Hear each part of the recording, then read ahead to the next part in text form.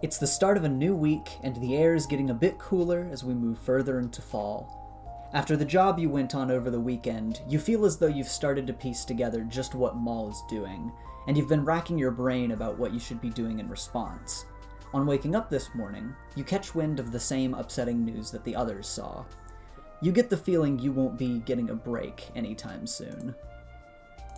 So what's Terry thinking after reading this news story this morning?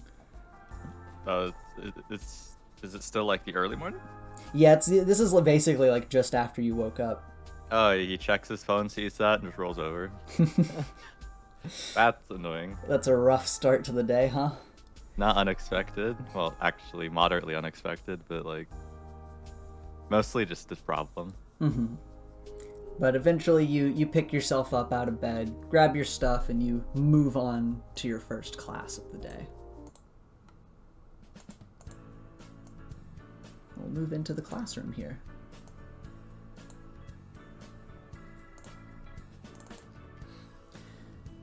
Once you've settled into Homeroom, Nightwalker addresses the class, briefly telling you all about standardized tests that will be coming up at the end of the week. Out of character, you're going to be taking this test at the end of the session, but we'll go over the tests and like the mechanics of that in more detail when we get to it at the end of the session. Okay. The tests will go over all core subjects you're currently taking, so he suggests you study well. A clever, quick-witted, and knowledgeable hero can outwit their opponents and secure victory, so it's important to train your mind as well as your body. After he's finished his housekeeping, you're left to the rest of the period to use as a study hall. You notice that Joe and Nelson get called to the front before leaving, presumably under duty as class reps. So let me pick them up and remove them. Following this, directly ahead of you, a few study groups form. You see Lily and the girls pull a few desks together, as well as Alex, Echo, and Aiden. What does Terry do with his free time? Does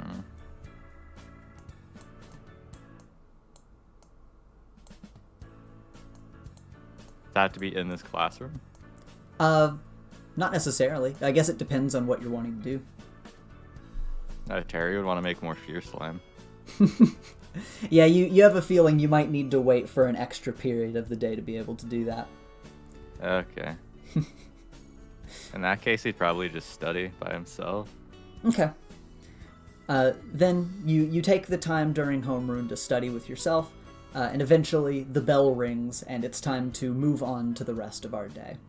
First, of course, you attend English, then math class, and finally it's time for lunch. But, as it happens every so often, today you have a meeting with Liberty Eagle. Just due to his schedule, sometimes these meetings happen during lunch, sometimes they can happen after school, but today you grab your lunch and head to the counselor's office.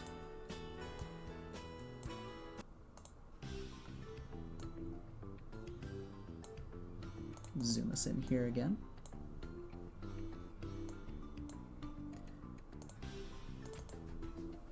You traverse the school halls and make your way to the counselor's office, given the okay by Liberty Dove to see Eagle. With what happened over the weekend, you've had something important on your mind that you need to address. Going over what to say in your head, unsure of how he may respond, you open the door. Liberty Eagle greets you warmly as you step in. Terry, good afternoon. Please, take a seat. Good afternoon as well. He'd enter and take a seat. You sit down with your lunch, and you can see Liberty Eagle is enjoying a light salad, as he usually is. Bologna sandwich with barbecue chips. Ah, classic. So, at the end of last week, of course, you and your friends handed over most of the vials you had found at the rave to the teachers once Echo accidentally ratted out that you had them. Originally, you were supposed to have a meeting with Liberty Eagle to discuss this at the end of last week, but the meeting had to get moved to today. So, before we discuss the strange vials that were found, how are you doing today, Terry? Are things well? Well, could be better, but I'm doing well enough. That is good. How do you feel about the upcoming tests, what with our making the way towards the end of the first semester? Tests have never really bothered me. I've always been up to challenges. Yeah. But I'm excited to give them a go. I like to think I'm prepared at least. That is very good. I do wish you luck on your upcoming tests. Normally, the midterms for the crime-fighting course can be pretty strenuous, but I believe that you and your class are sure to pass with flying colors. He gives you a little smile. Thank you. So, going into those strange vials, I had handed them over to Catalyst in order for him to investigate more about them, to try and find more of their qualities and maybe what their purpose may have been, but we still require some foundational information. Tell me again, where was it that you and your friends found these vials?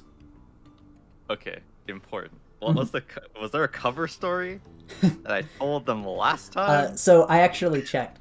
Okay. When they started asking you these questions, first of all, Echo was at the front, and they asked him, and he looked at you, and you were just like, "I'll talk with you about it later, Liberty Eagle."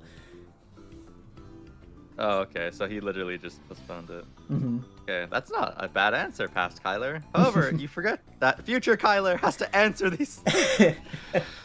Son of a bitch. What a me way to do it. Oh. Wait. Does he know that it was multiple people who got this and not just Terry?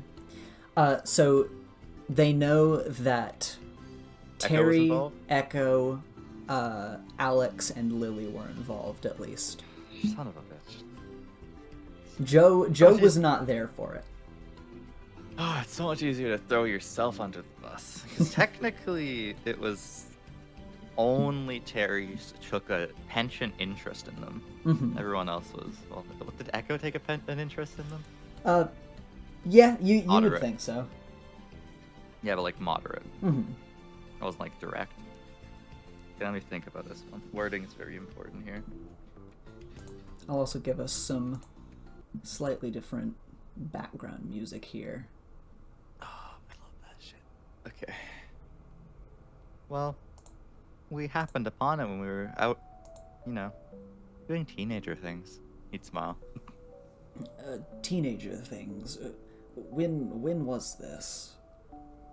Oh, what day is it that we went out? Rave.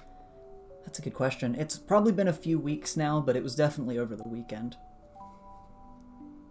Oh, it was just out. It wasn't on campus grounds over the weekend. I see. He jots some information down. He's pulled out a little pad and is writing down some notes as he needs to. And where did you say that you found these vials? Was it somewhere in Terminal City?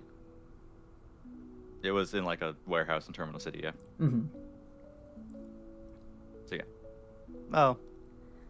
It was in a warehouse. A warehouse. And he kind of asks you about the information for the warehouse, like where it is in the city, like, if he can help specify what warehouse, and I assume you give him that information. Oh yeah, he would. And He'd extrapolate. It was an unfortunate set of coincidences. You've been a hero a long time. I'm sure you're aware of how sometimes things just line up in the worst way possible. Yes, that does tend to happen. What were the set of circumstances, if I may be so bold?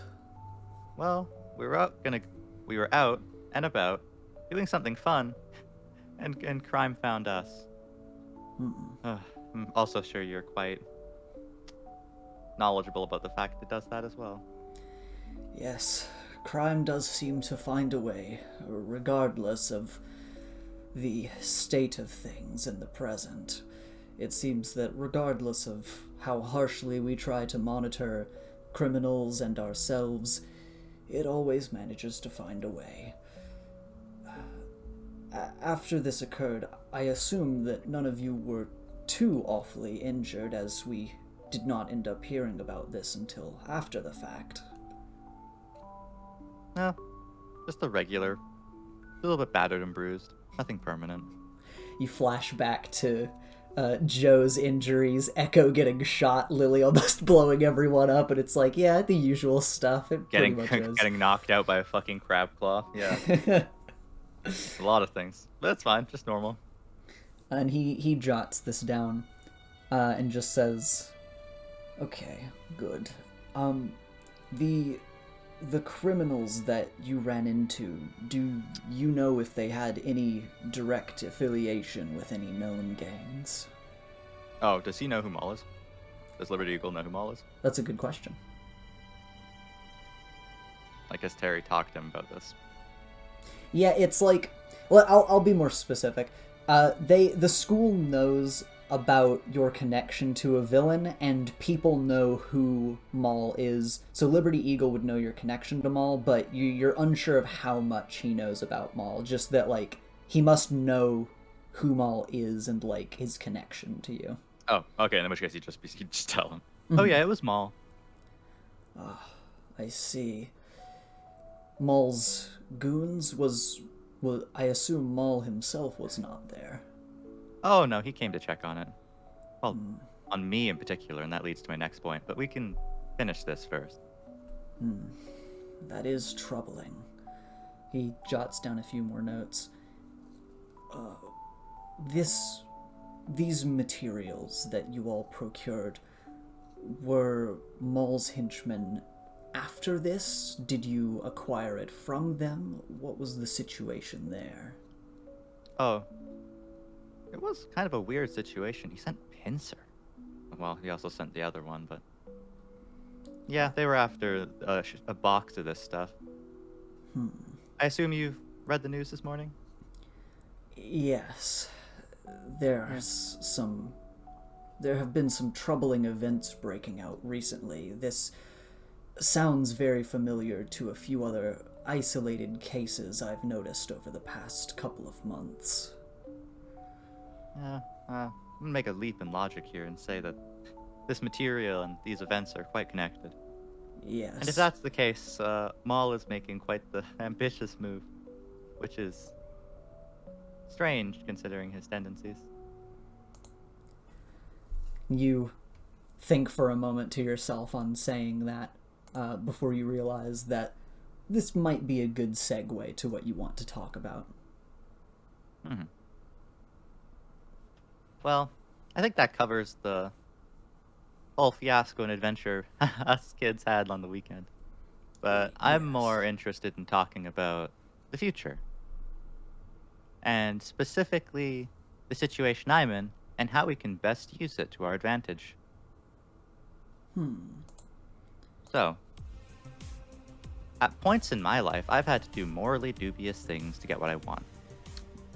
But, again, as you know, I've decided to be on the straight and narrow, as you could say, recently, because being criminal isn't exactly what I want anymore. But, due to the current nature of events, I do believe Maul is going to be up to things that could cause far more wide-scale loss of life. So, if necessary, and with your knowing permission, at times, if I have to work in an undercover operation with him, would that be okay? He seems to still want me to work for him, which is such a weird thing. Yes, it is quite troubling that Maul is still targeting you like this. I can't fathom a guess as to why. As for your proposition, this situation is very delicate. Although there is a lot of value to be had in undercover work such as this. It would be quite dangerous. Not that you have not experienced your fair share of danger in your work with these criminals, but now that the school and its faculty have the responsibility to keep you safe, it is something worth thinking about. I will bring up your proposition with Headmistress Foresight, and I will see what she thinks on this. If she wishes to go further, then she will likely be contacting you very soon. Understood. Oh, There's also there's a chance it's just a trap and he's messing with me, but the fact he's letting me get this information in the first place is already sloppy. So I'll play it by ear. I'm not gonna go off gallivanting trying to attempting heroics. Funny considering where I am, but I suppose that's just my way of saying I won't take super unnecessary risks. He's quite dangerous after all. Yes, he is surprisingly dangerous. As you know, he is a C-rank villain, a city-level villain. Normally, the youth that we bring through the school misinterpret these villain grades, given what school grades make you think, that C is average and anything lower is below average, but Maul is definitely the epitome of what I would call a city-level villain. He has a lot of wide-reaching control, and it has been very hard to get our hands on him. Plus, he is, well, citizens, heroes that have fought him, at least low-level heroes that have fought him, have described him as nothing but terrifying. I am surprised that you are relatively unfazed in your, well, relation to him. I can't imagine what you must have seen. I dislike deception, so I won't deceive you. He does scare me, but being afraid of him for all my life, well, it's not really living to me. So I figure if I'm gonna be afraid of him, I have to do something about him. Liberty Eagle nods and says, well, we will try to help in our very best to make sure that, well, first, that he does not get his way with you or any of your friends, but additionally that we can help to secure his seat in jail. Mm-hmm. Well, thank you very much for your information regarding the vials. If there is anything else you wish to discuss about this situation or about Maul, you can feel free, as I always have an open ear, but since our time is running short and lunch is about to be over, I will also let you finish your lunch if you so desire. Oh yeah, that's probably a good idea. You take a bite of a sandwich. Liberty Eagle smiles and continues on his salad. And is there anything else that Terry wants to hit before the end of this meeting? Oh no, that was about it. Okay. Then, of course, you both just kind of have some small talk to sort of try to help ease the tension a bit as you both finish your lunches together. And after saying your farewells, you quickly gather your things and head to your next class.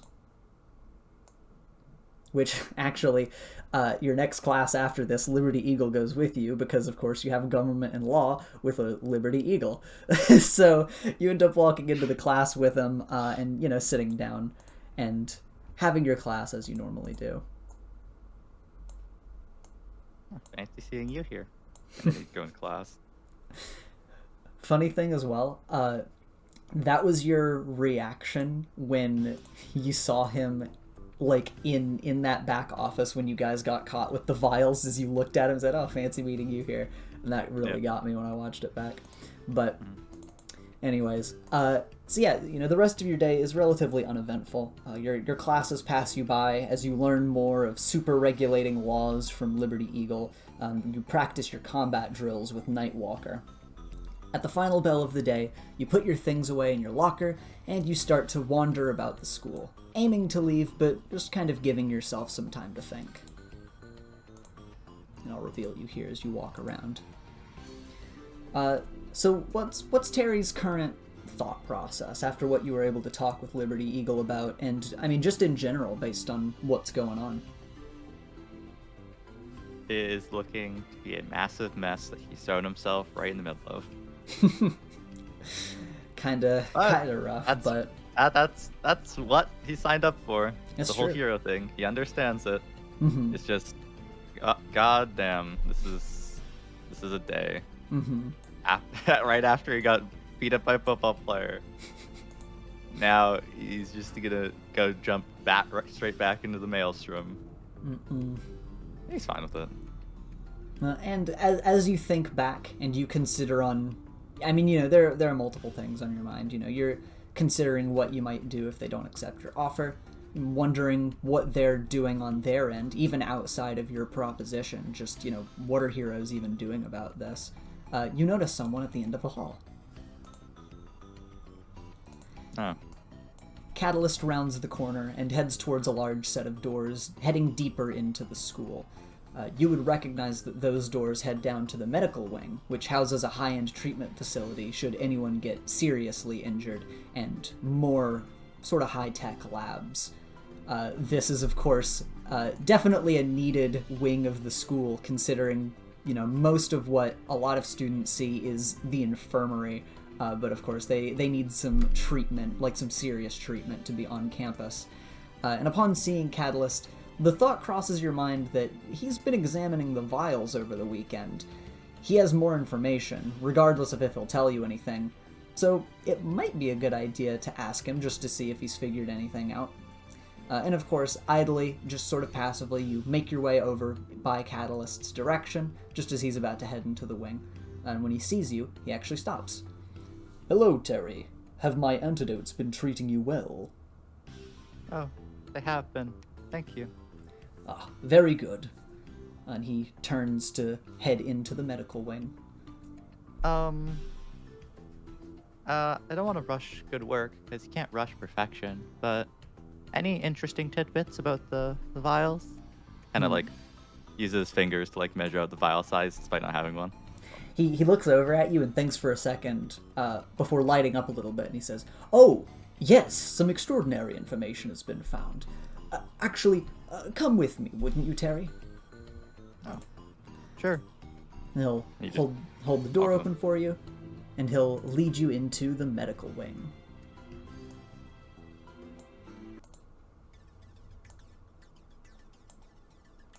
New location unlocked? God. Cool music unlocked. You've come down to the medical bay before, for the surgery they had to conduct that led to the antidote to your powers. Walking around without the thought of surgery makes this place slightly more inviting. It's cold, sleek, meticulously kept, and complicated looking, beeping with various lights and fluids in tubes no matter where you walk. It sparks a bit of curiosity in you as Catalyst leads you on. "I've experimented with what you found in my personal lab. The horizon of science rests at the end of this hall." Catalyst leads you into his lab. You can see he has a few projects going, but most notably he has the results of experiments from the samples he was brought. "You kids did well at discovering some interesting information on your own, but as a professional, I must go above and beyond. I took what you described and decided to test in extremes. Heat, flash freezing, electrical stimulation, exposure to toxins and acids, forced fission. The material adapted to survive every external stimulant. Once it had adapted, it wouldn't be affected by it in the same way again, unless I turned up the intensity. At that point, it would continue to evolve, to survive. It also seems able to endure many stimulants at once. Adapting to the cold does not make it susceptible to heat, as one of my original theories suspected.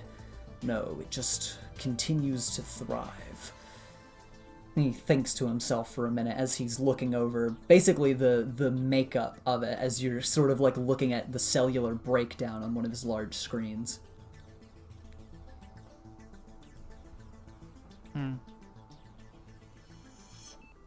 Have you... I know I have my own thoughts about this, but do you think there are any potential applications that people could use that, say, have a less than good or helpful mindset, be it malicious? He kind of looks at you for a second and thinks to himself before answering.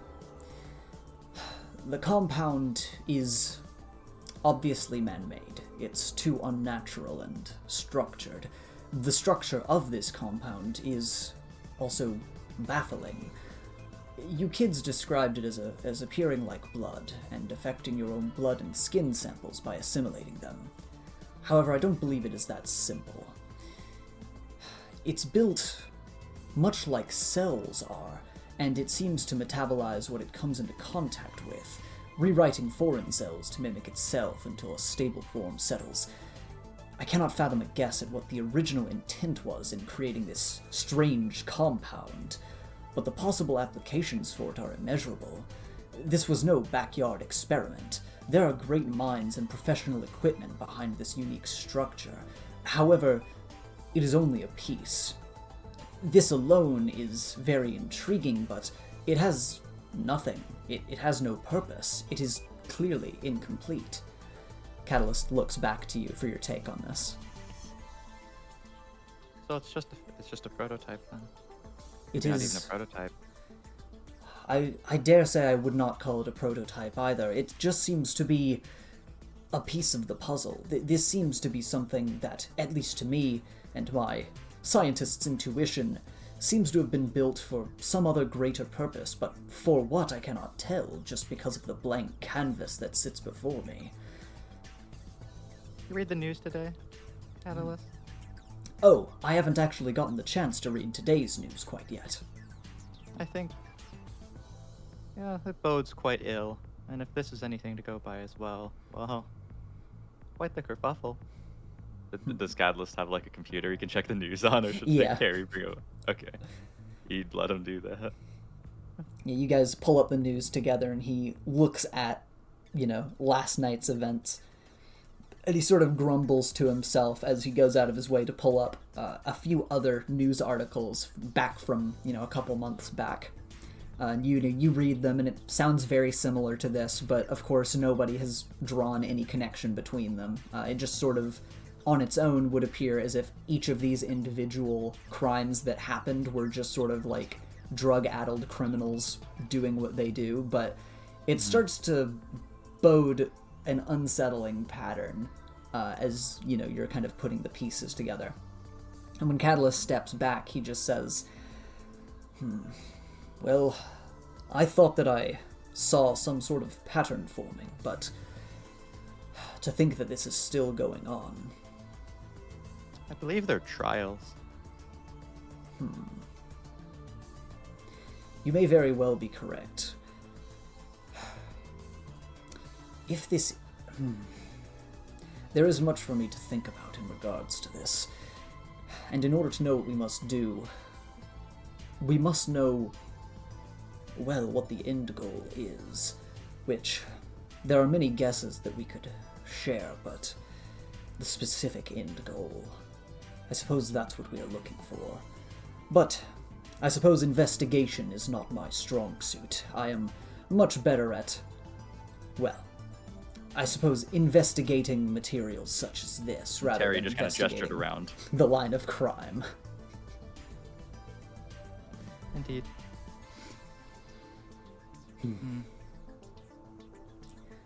Well, that is where I'm at so far in my progress on researching the compound I was brought.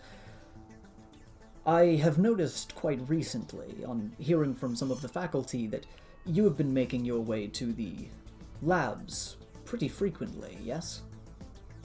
Indeed. Looking for new applications to apply my powers. That is Aerosol very is only so interesting. useful. I'm sorry, repeat what you just said? Aerosol solutions are only so useful. And then he kind of like puffed like the tiniest bit of fear smoke out of his mouth. And it's, well, you can guard against it in a sense. Well, I was considering taking a break for a little while from my initial prospects. I do not know what you are going to be doing with your time this evening, but I would like to offer my help if you are stuck at any point in your research. I appreciate that. New perspectives are always useful. Well, let me know where you are at currently. What stage are you at, and what are you looking at your end goal to be? End goal. My end goal would be to have at least 3 different applications of my powers at the ready at all times. At the moment, I just have 2. Looking for one more. Currently a slime substance which I can either put in people's food, water, drink, or apply directly to their skin. And, well, of course, the more obvious application is I can just exert it. But I'm looking for one more. Being predictable is not something I want to be. Yes, you wish to be versatile.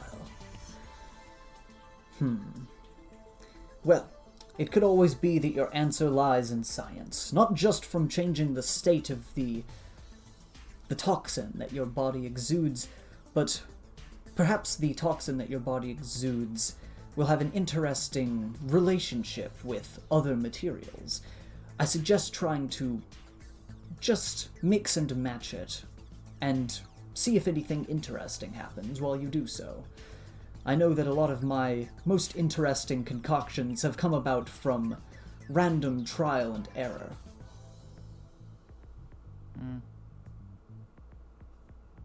I'll give it a shot. He gives you a nod and just says, well, I will not keep you for too long. If you wish, you may work with some of the materials in my lab, of course with my supervision, as I am quite curious at where you might be going with this.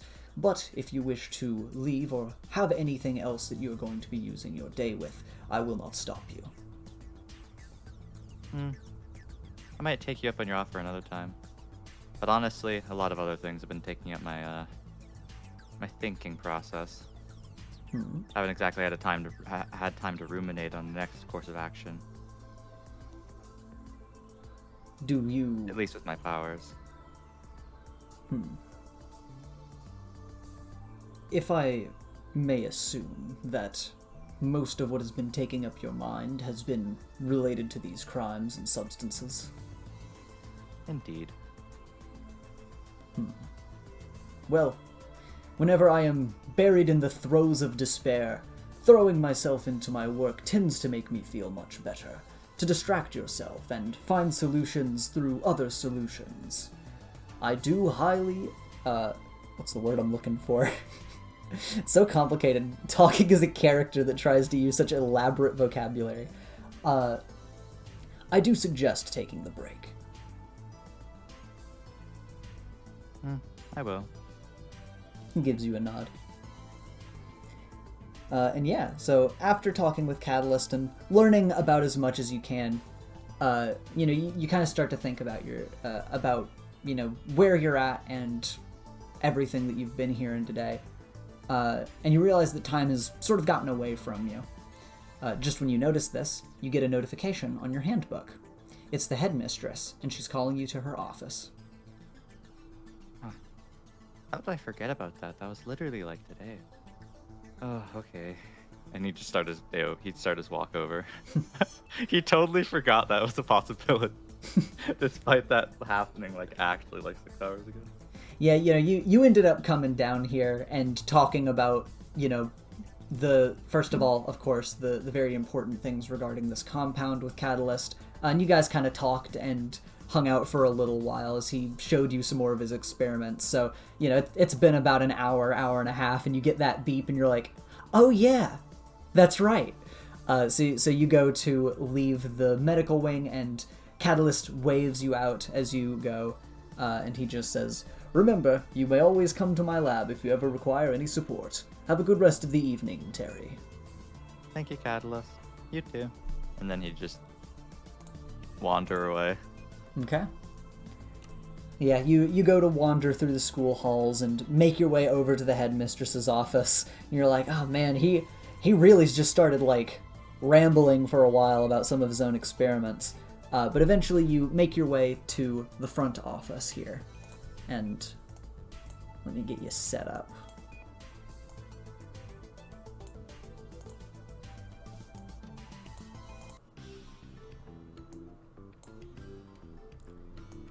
So here you are, outside of the main offices.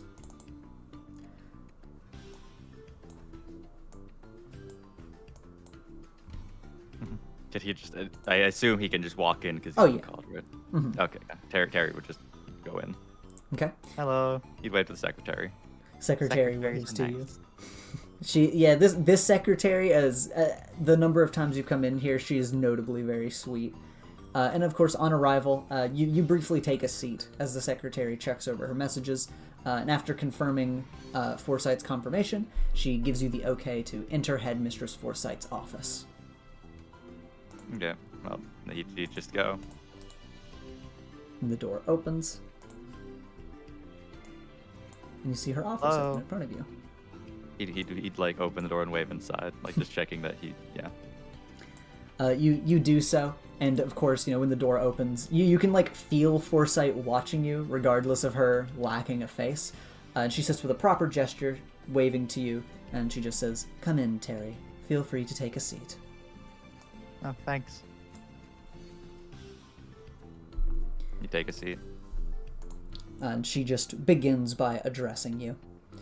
To start, Liberty Eagle has given me a synopsis of your situation and your idea. I knew this was a possibility, but your proposition arrived earlier than I thought it would. What brought you to do this, if I may ask? Something must have happened.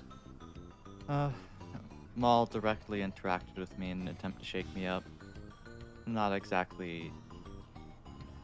I'm not going to be able to live the life I want if he's constantly breathing down my neck, so I figure I might as well do something first. Also, despite his proclivity for being a criminal and just generally not a good person, he's not a person who does things with no purpose. His interaction with me is unsettling. Yes, it does feel that way. Knowing how Maul operates, this has been very strange to observe from afar. Has there been any other oddities that have happened to you as of late? Nothing out of the ordinary for me. But I do feel that I am peace in his machinations, which is... I thought I was done with that personally. But to be so interested in... I felt I could use that as to why I brought up this proposition with Liberty Eagle and to you now. Yes, it is quite interesting. And she gives a brief pause before going into some more thoughts. Well, your timing was impeccable. Earlier this afternoon, your friends were targeted. And she places an incomplete file on her desk, sliding it toward you. The file is on a villain who was given the name Brainteaser. You remember hearing about this guy. They don't speak, they leave riddles and puzzles everywhere, and they would be absolutely untraceable if it weren't for the fact that they left clues behind constantly. And let me show you Brainteaser here.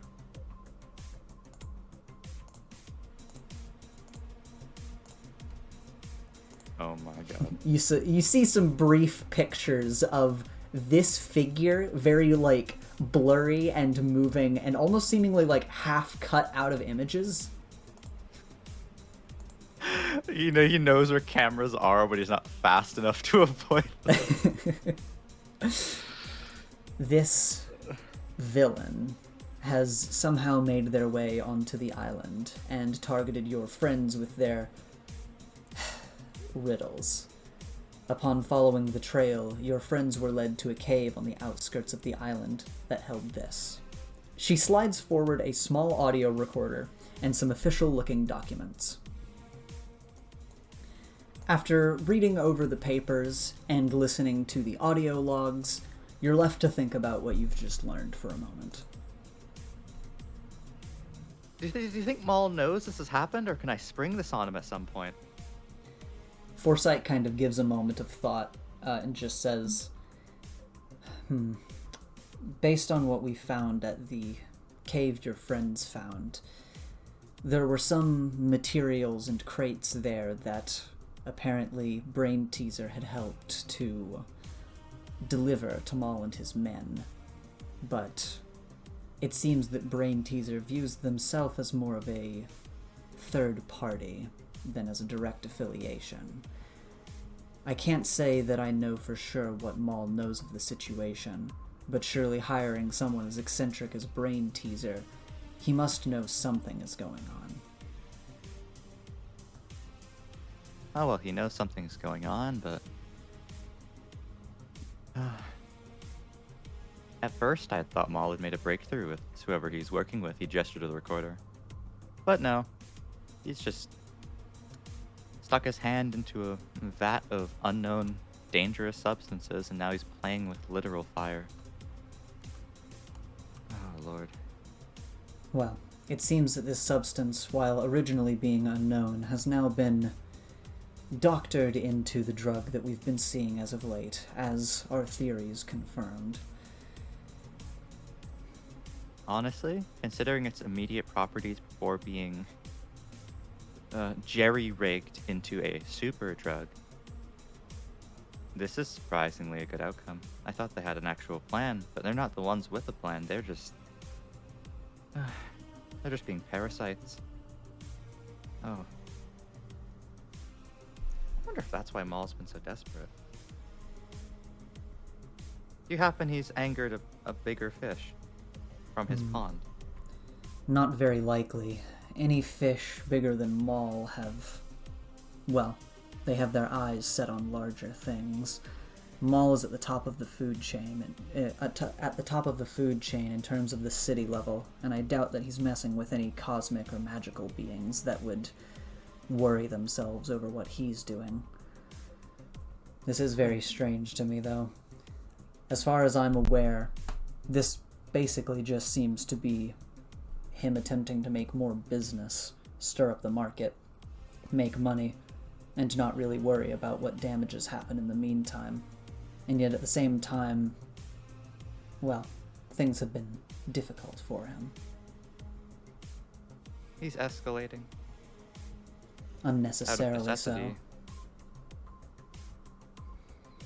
Interesting. Foiled by Brainteaser. Oh boy, he's gonna be angry at that. Oh yeah, unless it's a trap, but there's no reason to give us this information. It would actually make no sense. That is what has been on my mind. As far as Maul is concerned, there is no reason to leak any information, except perhaps to you if he has been targeting you, but he has no control over what Brainteaser does. Brainteaser, meanwhile, seems to have a different MO than Maul.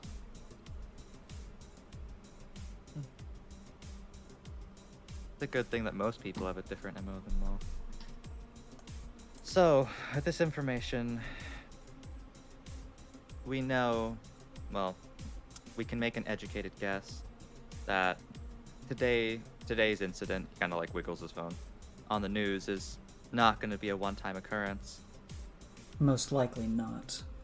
In that case, we quickly have to cut off the source before it gets worse and more widespread. As my research entails, it seems that a lot of random lowlifes and petty thugs have started to see the effects of these drugs as being used by other people. I'm sure that Maul is currently making a killing, and as such, it is causing more and more of these chaotic disturbances to break out.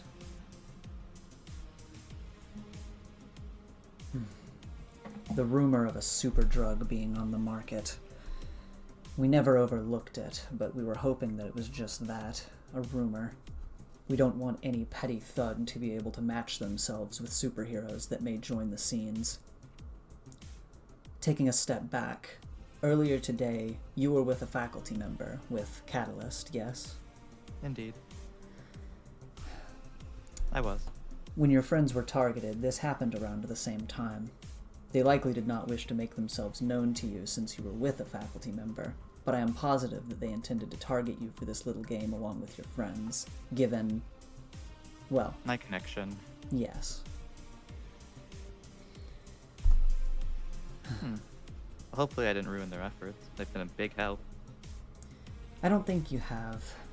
In the end, their goal was to show you, and I suppose anyone else who got their hands on this information, the reward for following their line of brain teasers. You would have seen this either way. That's good then. I assume everyone made it out of the ordeal okay? Yes, that is what I find odd. I'm thankful for it, but it is odd. Today's puzzles were harmless and ultimately resulted in important information being revealed to us. He has a history of being dangerous, yet today it seems that he was going easy on them, perhaps to test the waters for new guinea pigs. I had noticed oddities around campus and let our security team begin investigations earlier, but given what we've learned, the entire island is likely compromised. With Brainteaser's ability to phase out of existence without a trace, it will be extremely difficult to track and capture them, as to why it has yet to happen even in Terminal City.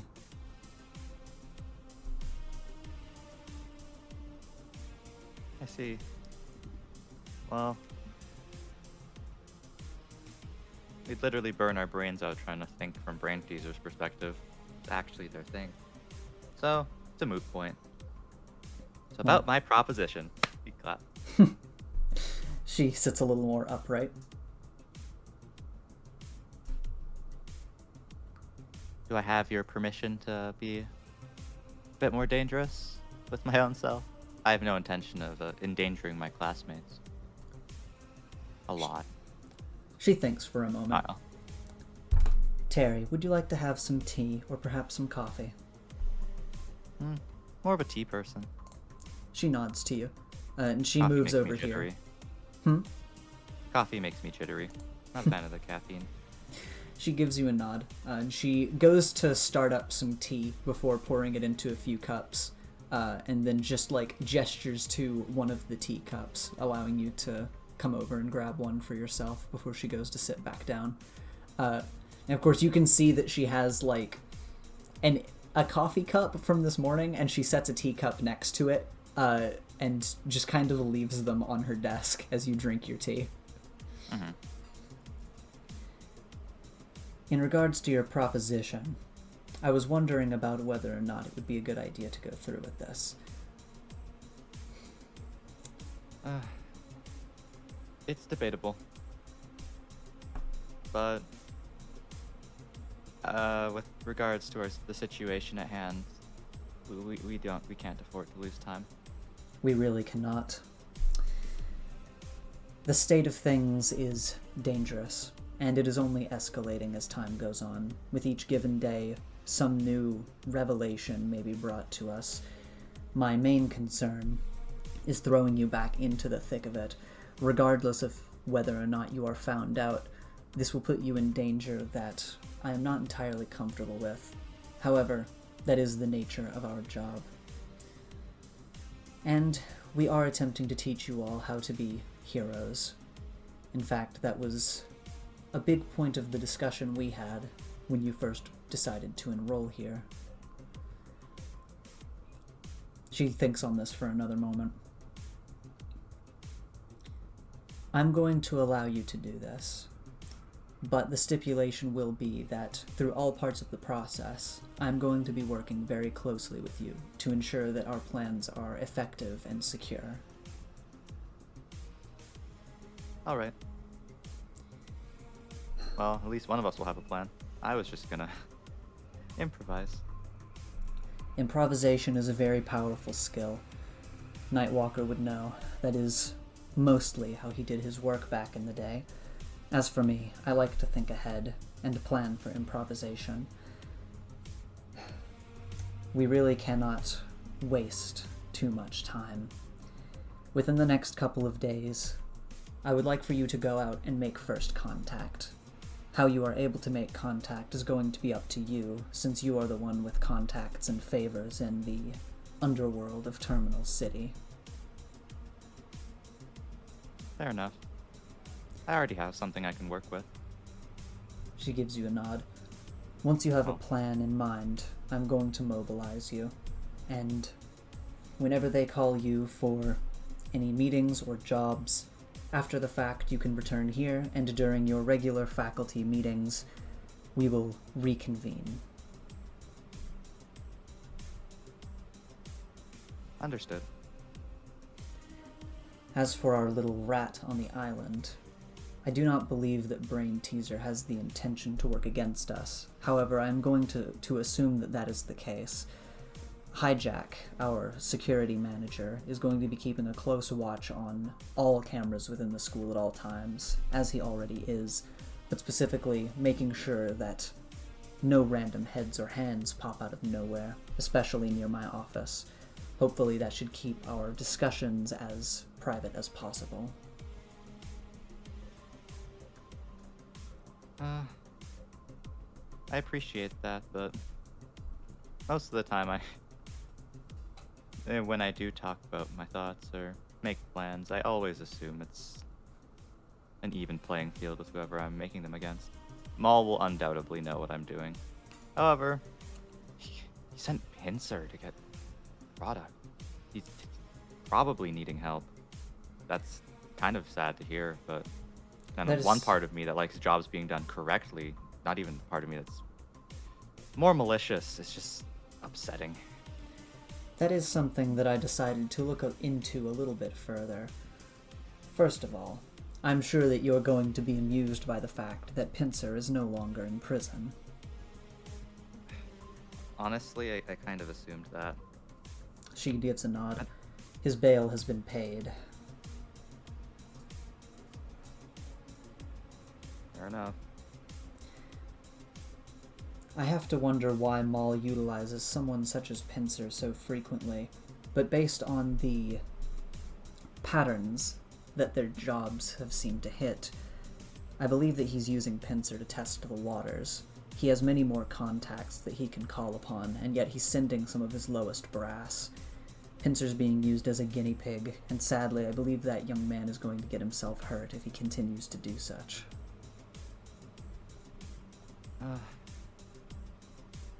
I could try and tell him not to do it, but his ego is unfathomable.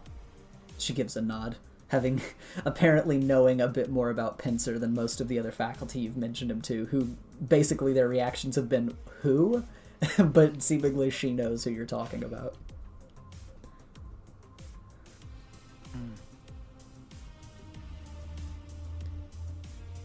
Well, are there any other points of discussion you would like to hit before we elaborate on what our plan is going to be moving forward?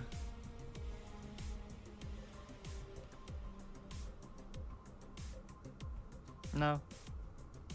Nothing that needs to be talked about now. I have many idle theories and thoughts about the situation, but I need to test the waters a bit more. Well, if there is ever anything that is on your mind, you may feel free to bring it to me. And with that, you and Foresight basically start the discussion of, going over some thoughts and ideas, some measures in more detail. You both know that this needs to be done carefully, but with the brightest mind known to man sitting across from you, who, once again, is rumored by some to be able to predict luck, though she denies this, you're confident that you have a chance to make this work. And after this meeting, and after she lets you go, a few days pass.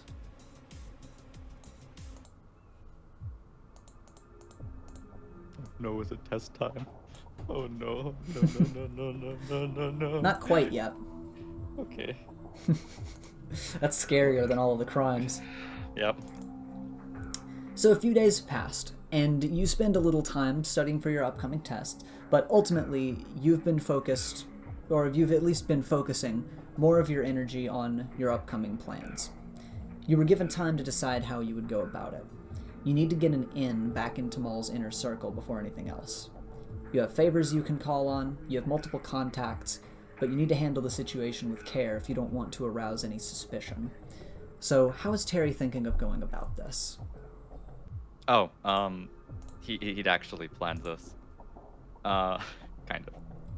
So, certain man named Hank, and Terry did a job with Hank. Mm-hmm. It was a one-time thing, and it was a favor for him, but no one else knows that except Hank. Mm-hmm. Terry would contact Hank and tell him that he's looking for more jobs and just to spread the word. And that he's available. After giving some text confirmation to Hank that you're kind of looking for jobs, a little bit of time passes, and he says that he'll keep an ear out. And eventually, you just get another message back after some time that says to meet him down in the subway station. God fucking damn. Terry sighs like, oh boy, okay. Come on, Terry, you can do this. It's for the greater good. And you go down into the subway station, and you stand there looking around for a bit before you hear the creaking of metal wheels coming out of the darkness. Hello, Terry. Hello. So, you're looking to join the dark side again, are you? To spread your pitch-black wings of villainy. Well, like, I literally worked with you, like, how long ago was it? It was like 2 weeks? 2 weeks ago? No, the job that you did with Hank was on Saturday. It was literally like 2 days ago. Conductor, we literally worked like 2 days ago. Well, yes, you did a favor for me, but now you're going out of your way to ask for more jobs. If I may ask, why? To be honest, kind of miss the action. Being in math class and then going to history is, well, it's the opposite of stimulating. Plus, the reason I came here was to see if hero life was better than my previous. Need to compare and contrast. Well, as you know, I am mostly on the up and up. A few jobs here and there to fill out my paychecks. But I do keep an eye on the market. Mostly the jobs I see are for delivery because that's what I look for. However, I can do a little searching to get you an in back in on the action. That is, if I can assure that you will owe me a favor down the line to help with another one of my own jobs. That would be in my best interest as well. I always do enjoy working with you, Conductor. He gives a genuine smile and he says, "The same to you, Terry. You are quite pleasurable to work with." It seems that his response was genuine. So yeah, first of all, mark down an obligation to the Conductor. Isn't that great? But yeah. But of course, he continues talking with you and confirms that he will keep an eye out for a way for you to get an in back in on the market before creaking and, quote, disappearing into the shadows once again and waiting for you to leave. Yeah, Terry, leave quickly. You wouldn't make him wait there for long. And so after you leave, you end up heading back to your dorm. And, of course, a couple more days in the week pass. And towards the end of the week, you end up getting a notification from him. And he says that there are a few opportunities. But sadly, it seems as though in order to get back in on the action, unless you just want to be a lackey outside of the ring, you may need to undergo orientation once again. Stupid villains and their stupid initiations. Guys got foiled by the Brainteaser. How effective? Whatever. Sure. He's saying this to himself because he doesn't want to do this because he already knows in his head that on a playing field, Maul like 100% probably knows what he's doing. It's just he can't be sure, and that's all he needs. Mm-hmm. But he's probably gonna have to do some morally deplorable things, Mm-hmm. and he's thinking it over. The internal conflict lasts about 5 seconds until he's like, okay, sure. Then he gives you the okay and says that later that evening he needs you to meet him once again at the subway station and he will take you to the, quote, hiring agency. Hiring. Am I gonna be selling cars? Whatever. With that, you end up following along. And of course... Before this happens, Mhm. let's see, who would he want to tell about this? Because he'd want to tell at least one person he knows in the class about this. Let me do a think-thonk real quick. Yeah, because it's... Of course, the beginning of the week is when all the Brainteaser stuff went on, and you were able to check with Hank pretty early in the week in order for him to keep an eye out for you. And now we're getting close to the end of the week and close to when tests are going to happen. And I imagine that, you know, while Hank was keeping his eye out, you know, you at least, like, contacted Foresight and were like, hey, I'm looking for an N, might have to do some work, I will update you. Yep. But yeah, what other students are you thinking of telling, just to, like, you know, kind of put a pitch out there? Yo.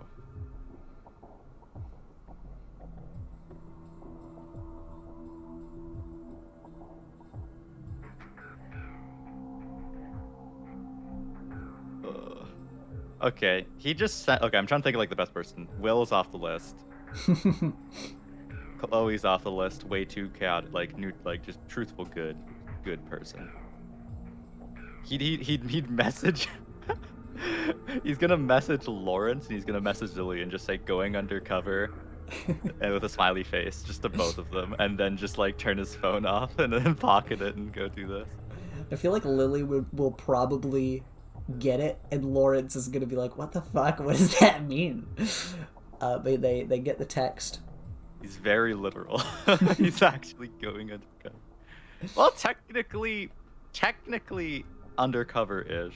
There's premeditation for being undercover. Terry doesn't like lying. So everything he says is kind of the truth.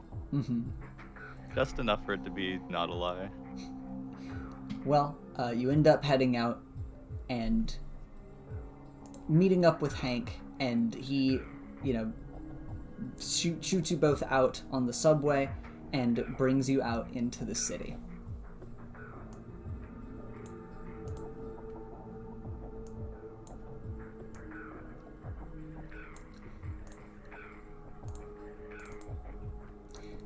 So, of course, he leads you into a cold, dank alleyway, and as you're walking along, and you know, you've gotten into your costume that you used to do all of this work in, which at least now has been updated thanks to Star Heights to, you know, better protect you and whatnot. But as you follow him along into this alleyway, down the way, you just see a bunch of thugs standing around. There's a girl leaning against the wall checking her phone. There are a few guys talking. Another guy, like, kicking around one of the trash bags. And as Hank walks you forward, he just says, now, this squadron is under Maul's control, so you'll be getting a lot of similar work to what you're used to, though no longer in the interrogation department. Given this is the lowest branch of the hierarchy, this will be the easiest way to make some quick jobs to get back into the swing of things. And he'll wheel himself forward with you able to follow.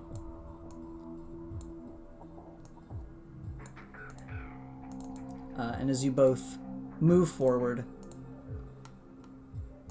the thugs at the end of the alley look to you guys, and they just sort of, you know, they kind of like get themselves ready and stand up for you. And Hank stops himself and gestures for you to move forward and just says, the rest of this is between you guys. I have a job I need to go complete tonight. Good luck with orientation. He pats your shoulder as he continues on back down the alley.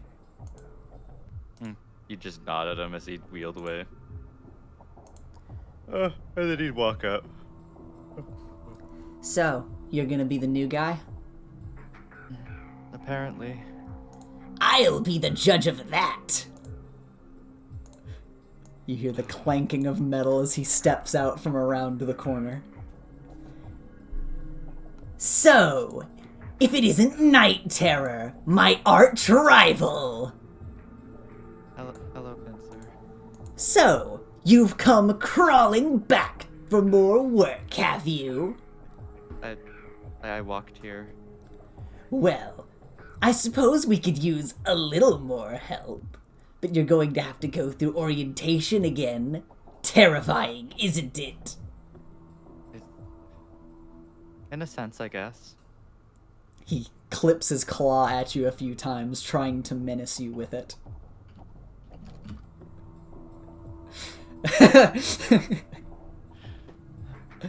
At least with Maul, he knows how to act. Around Pincer, he's like, "What? How am I supposed to like interact with this?" Whatever. He kind of like looks between the other guys and gives them a nod, and they all move off down the alleyway, kind of, with a little bit of pep in their step, moving along a bit quickly. And he says, "Come, Terry, let's walk and talk." He puts his claw on your shoulder. All right. So, my brigade kind of fell apart a little bit after I was caught by all of your little friends. And it seems that Maul thought it'd be best if all of my men were delegated to other branches. But I'm out of jail now, and I want to impress him so that I can be one of his lieutenants again. So we're going to try to pull off some very big jobs coming up.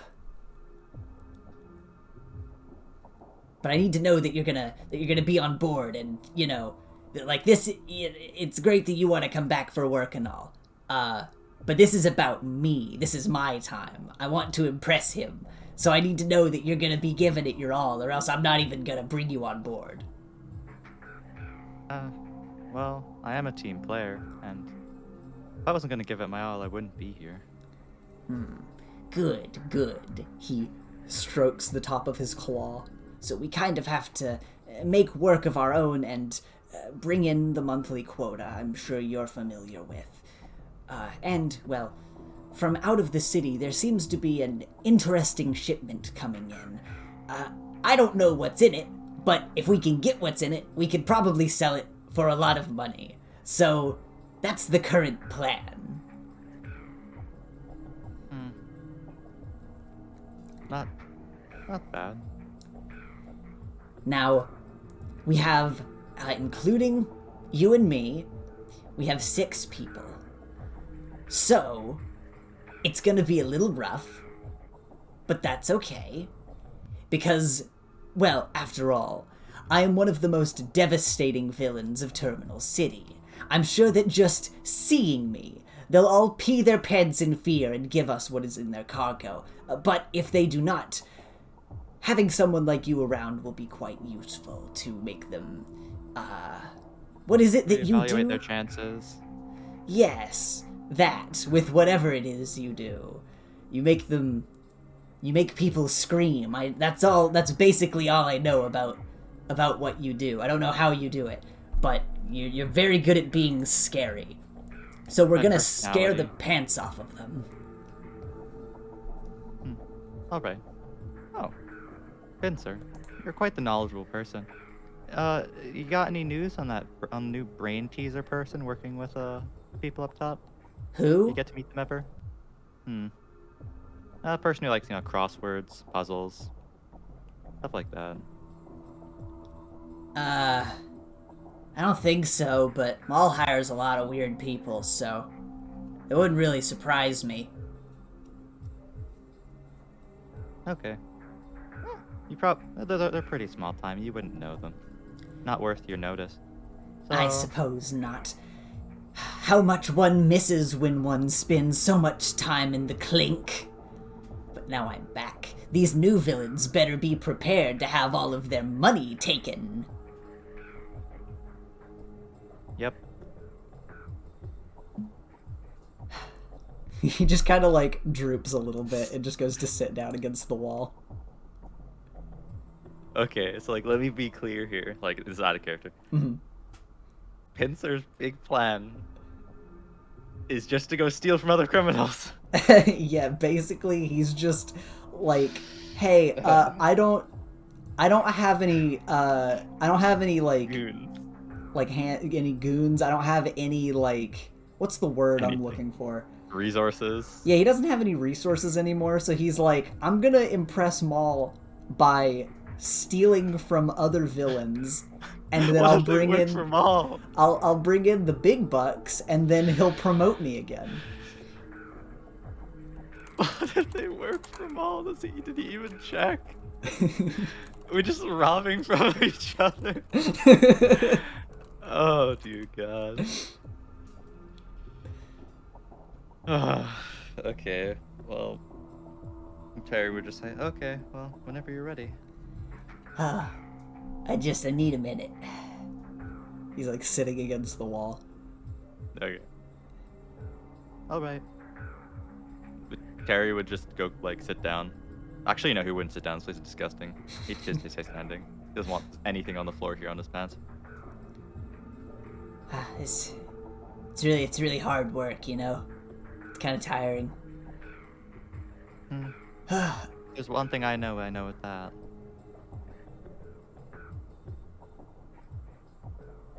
Is this, I've never told anyone this before, but this armor chafes, and it's very heavy. And it's very hard to move around in. That is unfortunate. But you're quite spry in it, so that's impressive at least. He groans as he picks himself up. Yes, I am very quick on my feet. Anyways, the shipment should be coming by relatively soon from out of the city. I sent our other guys to go check it out and make sure we know when they're coming into the city. Once they break down 27th, we'll hop into one of their cars and start tailing them for a few blocks, and then, you know, the usual stuff.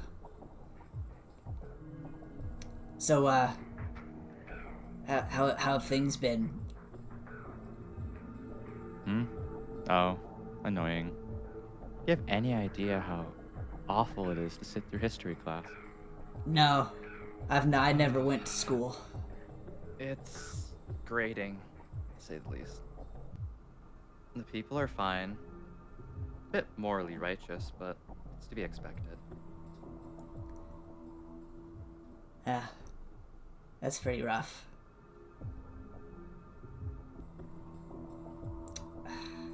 You keep up with Crane Game anymore, or? I'm sure you know with my current lifestyle change that keeping up with anyone who I used to know is quite difficult. Oh, yeah. It had been a while since we talked, so. Probably should get back in talks with them. Thanks for reminding me, actually. Yeah, no problem. Terry actually is like, wait a second, I totally forgot about that. Yeah, from your records, or from your recollection, yeah, screw attack, Crane Game. Those were two completely different words. Yeah. Crane Game was basically like one of the only people you were actually friends with among all of Maul's goons, and around the time you left, he also left, but you just haven't really been able to contact him since then. Kind of a tech whiz. You guys stand here for a few more minutes in like awkward silence before the girl comes back down the alleyway. Is like, hey, we see him moving down towards 27th. Do you want to hop in the van? Let's go. Oh, yes. Oh, thank God. Yes. Okay. All right. Come on, Night Terror. Let's go and wreak havoc on this other vehicle. Yeah. And he runs just start down the jogging way. after. Oh, as he runs past this goon, he's like, "You're doing a good job." Oh. And then he just keep jogging. He'd keep going. She follows like, oh, yeah, thanks. You guys end up hopping into a van. And, you know, as you walk up to it, you see it's, like, kind of a rickety white van. You're like, yeah, that makes sense. Checks out.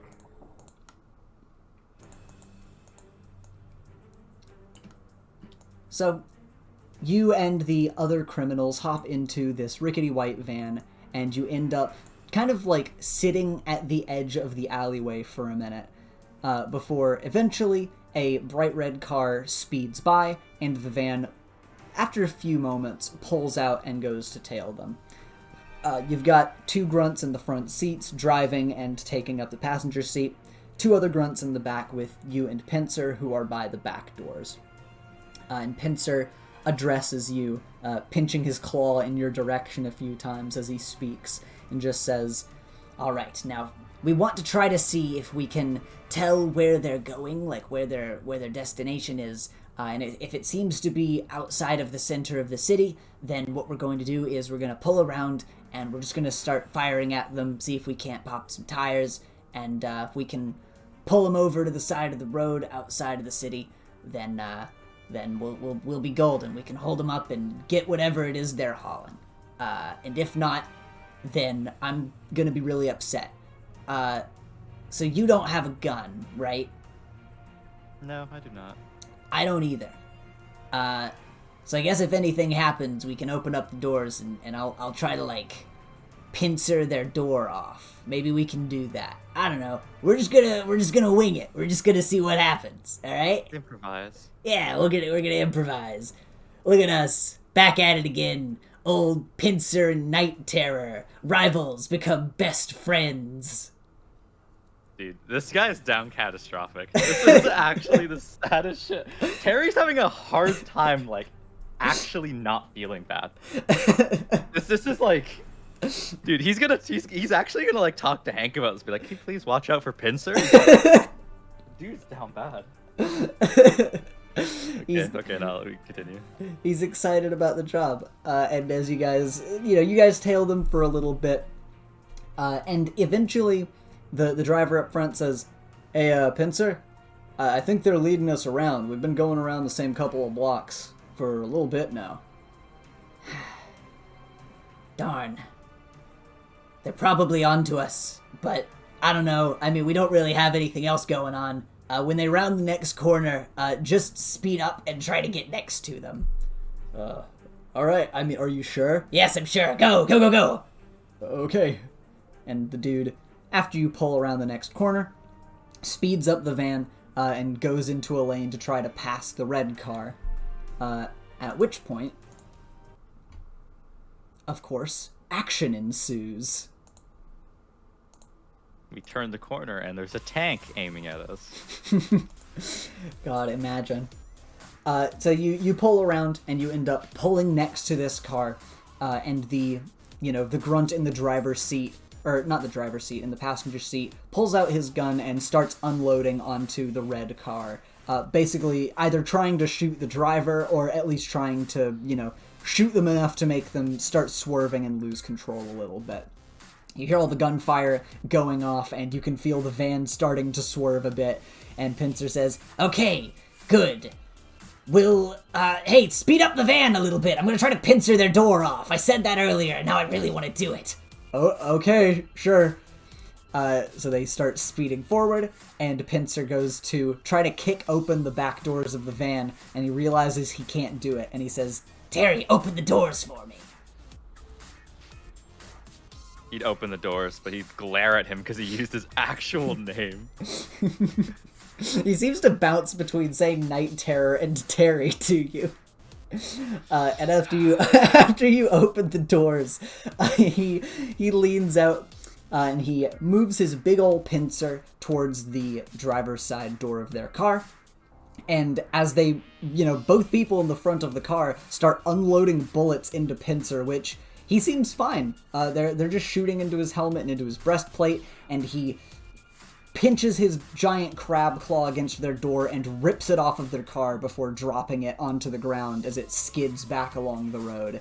And he just leans back and says, "Okay, Night Terror, go on and make them do the thing that you make people do." Oh, okay. Okay, the car's behind us, right? Yeah, you guys are starting to speed ahead of them a little bit. Now their driver's side door has been ripped off. Okay, well in that case, Night Terror is gonna breathe gas into their car. Like he's gonna eject it. Like he's gonna like smoke machine them. Okay, then go to unleash your powers, or you can use one of your specific abilities if you're trying to use a specific ability. That'd be freak. Okay, specific ability. They're all. Well, no, he's just trying to like scare them, so it's gonna unleash your powers. Okay. Oh. Let's go.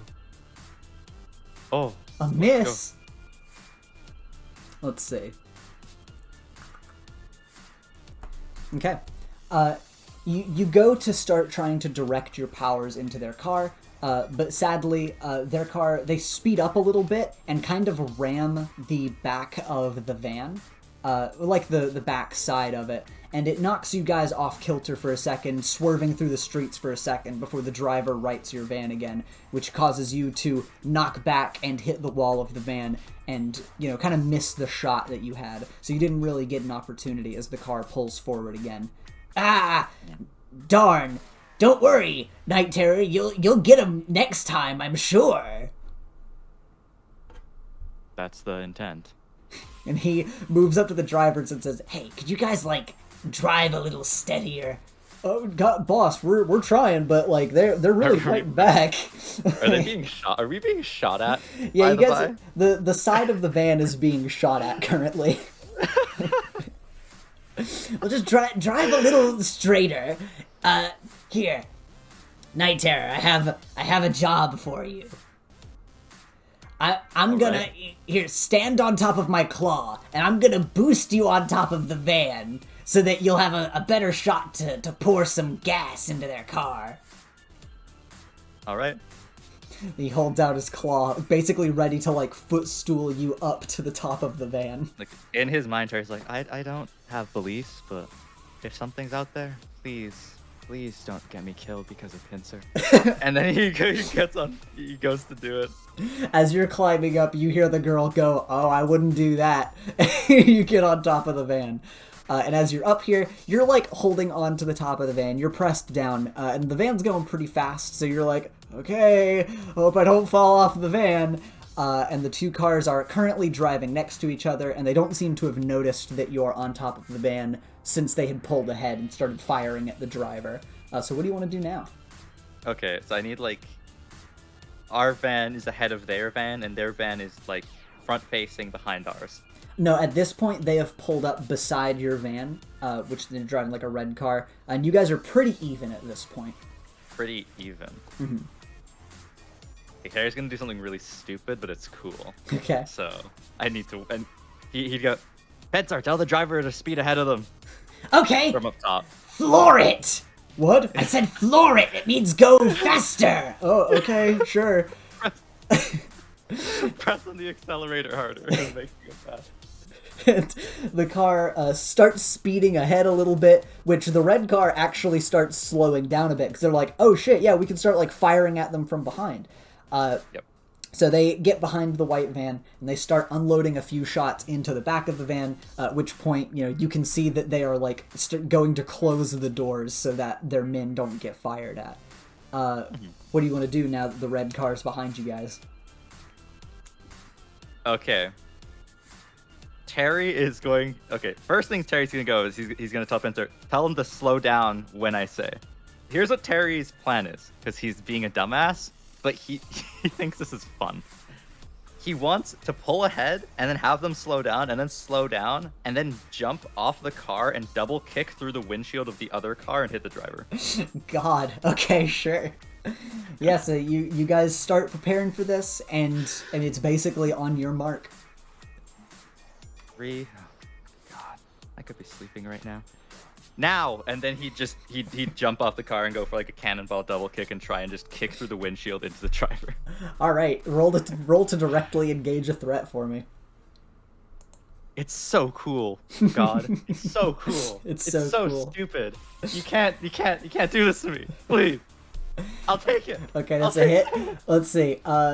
Okay, you get to pick one from the directly engage a threat list. So you can either resist or avoid their blows, take something from them, create an opportunity, or impress. I'm taking their ability to drive. I just kicked through this windshield into this driver. Okay, cool. So yeah, you end up, as the van stops, the red car goes to crash into the back, and you jump off, double kick through the windshield, and you land directly in the face of the driver, completely knocking him out and causing the car to swerve over to the side, like into the sidewalk.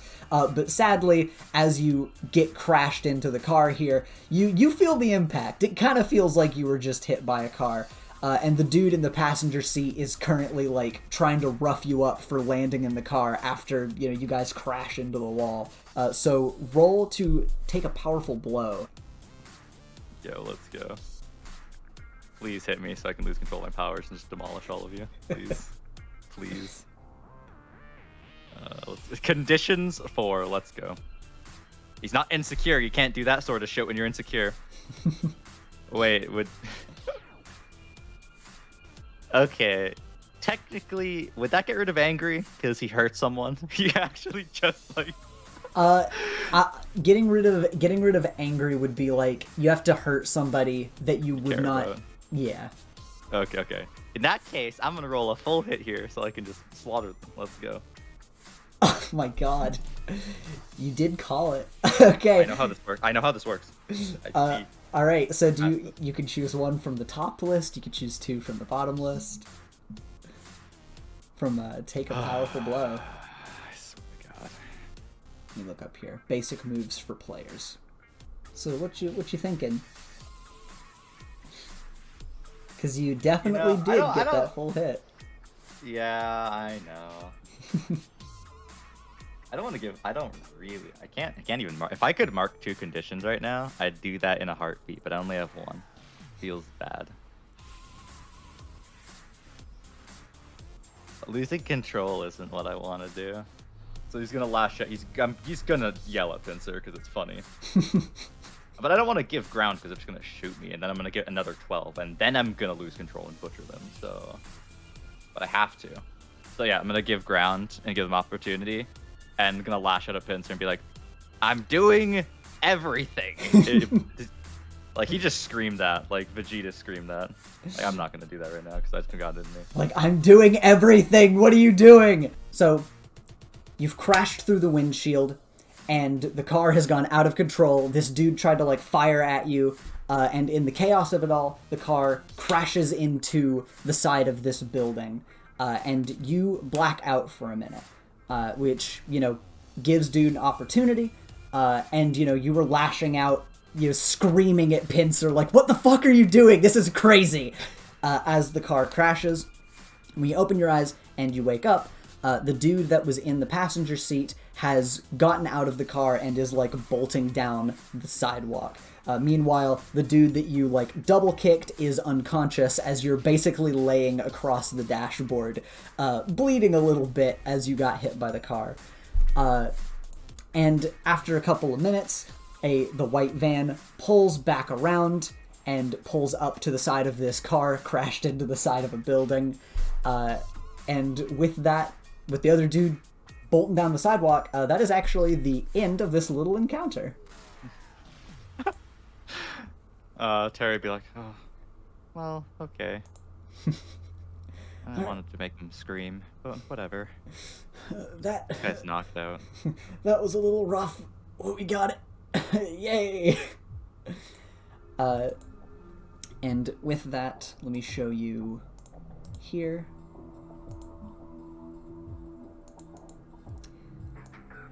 So, out of the back of the van here, Pincer opens the door and steps out. A few of the other grunts start getting out around him, and he directs them to move over to the trunk of the car. He kind of like walks to the driver's seat in order to check on the unconscious driver, and then he looks at you and is like, "Hey, y'all good?" Oh, I'm fine. Okay, cool. It wouldn't be fitting of my rival to die so easily.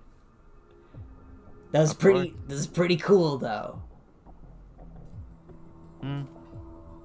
It was either that or we keep shooting at them. I didn't exactly like that. Well, one of their guys got away, but that's fine. I don't really care about that. We got whatever's in the back. So, hey, we did it. That's pretty cool. Let's go see what's in the back.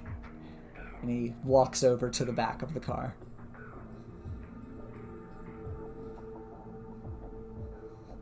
Meanwhile, you're still laying on the dashboard like, oh, great. He'd roll off the dashboard and get up and then try and, hobble after him. You've noticed that you've been getting a lot of injuries since you started to go into Star Heights, but say love here. Yeah. It's been fun. It's fun. So, you walk around to the back, following behind Pincer, and they open up the back of the car, and you basically just uncover, like, a few, I guess, briefcases. They open up the briefcases, and there are just a bunch of bags inside, and it seems like these guys were transporting, like, very mundane, like, normal drugs. They were just kind of cartelling them through the city. Pincer says, yes, wonderful, we got drugs. I know that Maul loves that kind of stuff, so this is probably going to be really impressive. Hopefully. All right, good work, men. I'll take these. He picks up one of the briefcases and tries to pick up the other one with his claw and finds it difficult, so he kind of moves the briefcases around to stack them on top of each other and holds it with one arm against his chest. And he steps back and is like, all right, I guess we just go take these to Maul now and, get our cut and here's praises for us, I guess. Okay, hold on. What do you guys take these? These are heavy. These are kind of heavy. And they take the briefcases from him and go to take them to their own van. And he looks to you and says, that was good work tonight, Night Terry. It was good work. So, I mean, yeah, I think that's pretty good. You're in. You can work for me now. All right. So, if I have any more jobs that I want you to do, then you can. I guess I'll have to reach out to you. Can I have like a burner phone or like a contact to contact you for? You just give him his actual phone number because he thinks it'd be really funny if he was in the middle of math class and just got a text from the Pincer. It's like, okay, cool. I'll message this whenever I have jobs for you. And he takes his info and he gives you his info. And he says, all right, good. Well, that was good work. It was over pretty quick. I'll just ask, maybe, in the future, when we do more jobs, I'd appreciate it if you didn't yell at me. Kind of makes me worry, about what the other guys think. And, I mean, it was kind of awkward in the van at the time. Like, the car crashed behind us, and we didn't know if you were dead or not. So it was kind of a rough atmosphere. So maybe, don't do that in the future. But everything else was pretty good. Everything else was pretty good about. It was just in the heat of the moment. It's fine. Okay. My Yeah. bad. Yeah.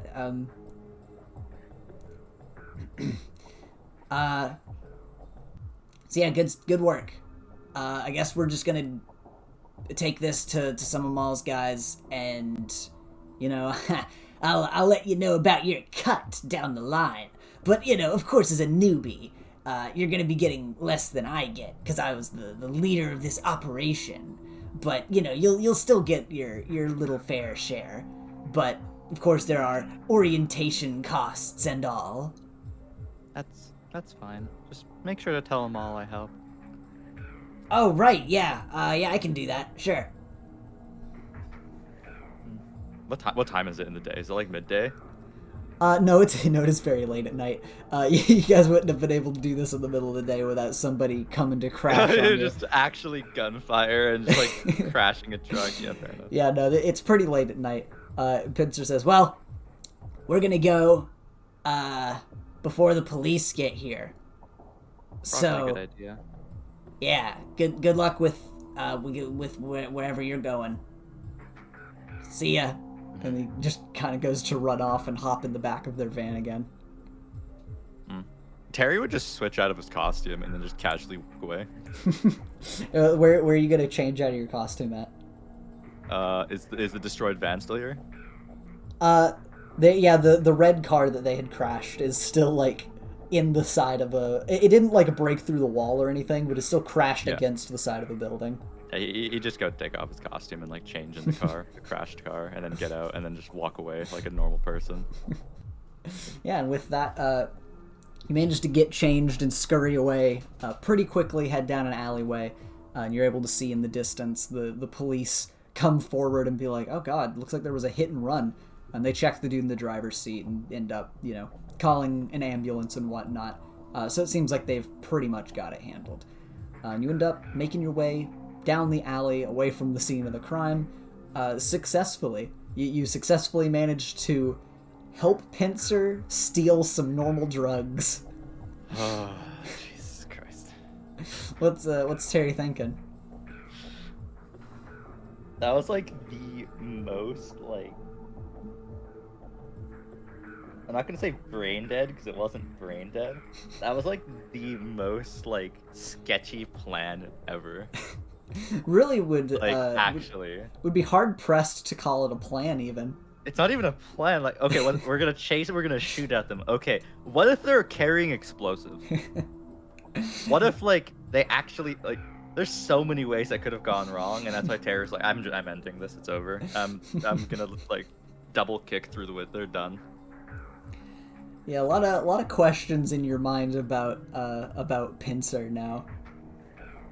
But of course, you're able to make your way back to the subway station, flash your student ID, and get back to Star Heights within the evening, relatively unscathed. You've got some bruises here and there, but overall, it could have been worse. Thankfully, your costume was pretty padded. And you make your way back. And we'll change the music now, too.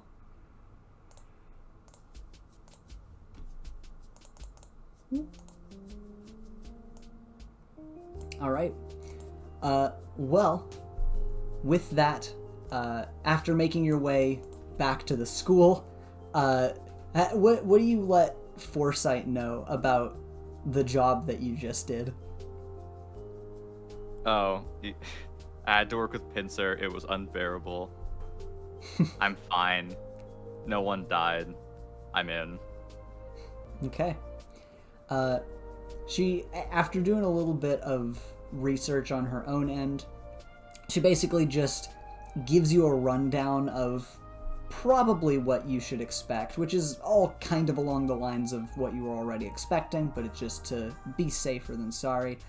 Of course, she realizes that since you've got an in with Pincer, who is basically at the bottom of the ladder, you've at least got an in to some jobs, but the intel possibility, the intel potential negative. Is, very, very, very low, if not, potentially, you'll get wrong information from we're him. gonna get incorrect knowledge from this guy.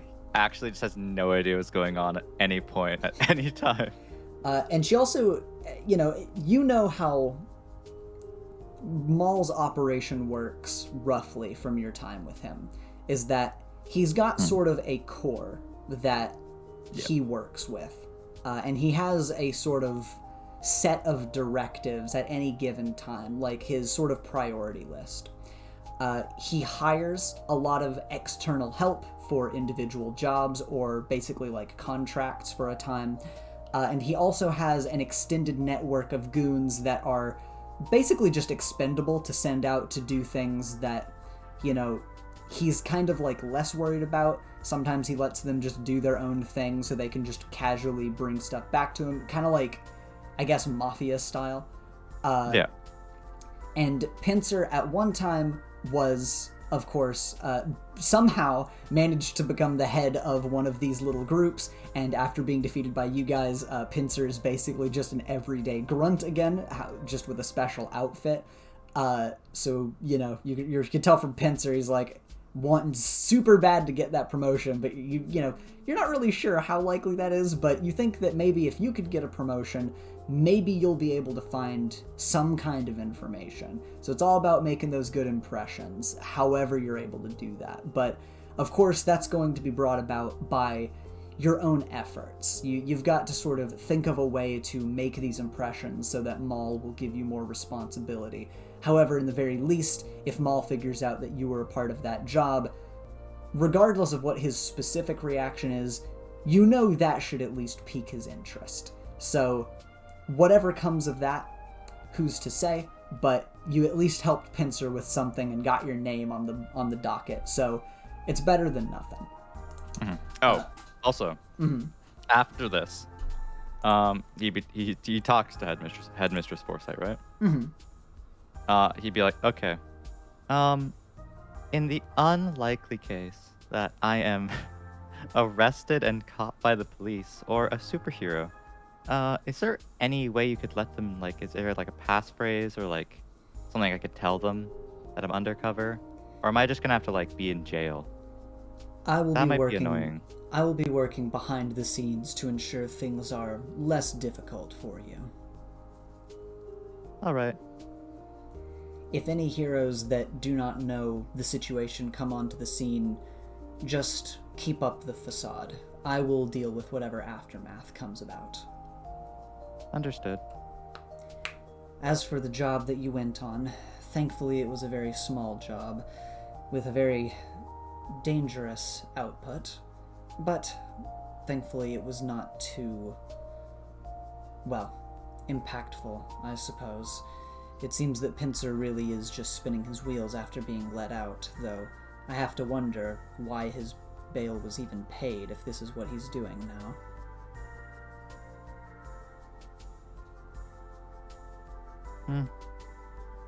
I'm just as confused on that as you are.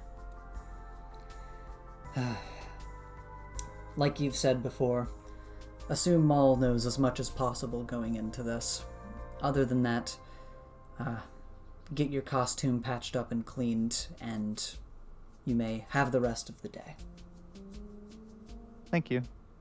She nods to you.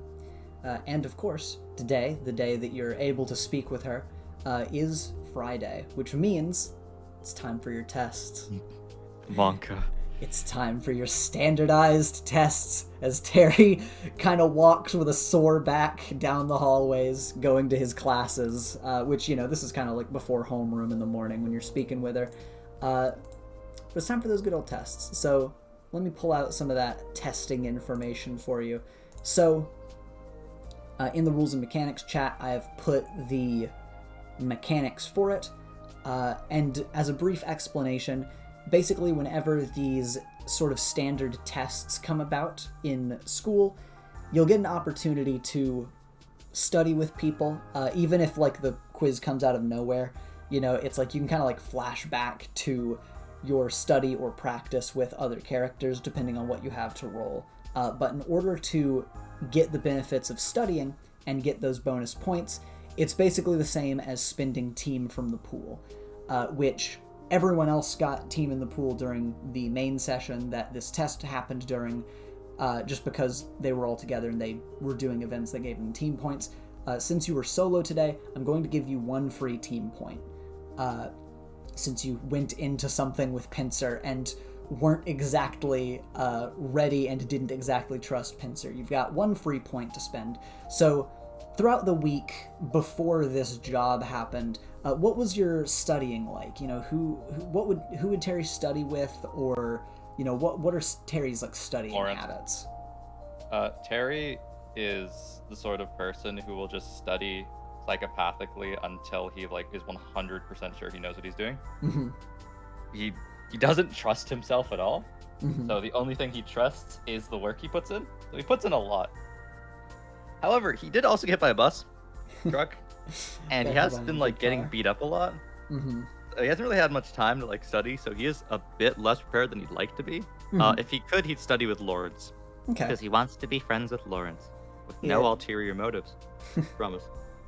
At some point during the week, of course, you ended up reaching out to Lawrence, and it seemed like he wasn't super enthusiastic about studying, like he didn't really care, but once you showed interest in like studying with him, he kind of, sat down for a minute and at least started studying a little bit before, studying more of his magic stuff on his own and kind of like calling back flashcard stuff to you.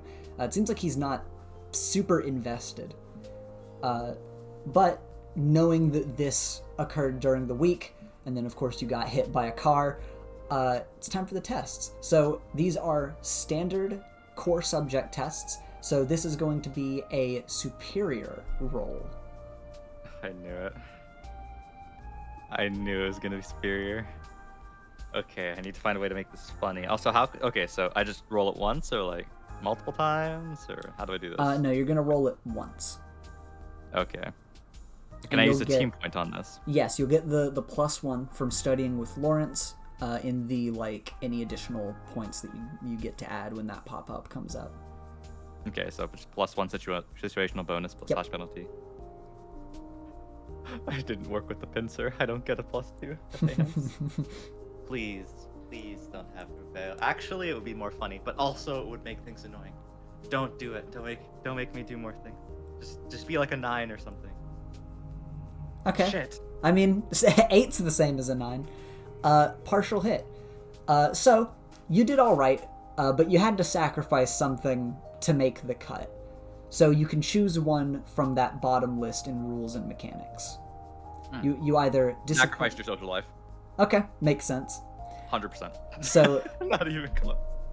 So you had to sacrifice your social life this week. You were basically either studying or getting ready to do this job and trying to figure out like, okay, what am I doing with myself? Like what contingencies do I have if X happens? And then in the later nights of the week, outside of like meeting with Hank in order to figure this stuff out, you also had to go out and commit a crime.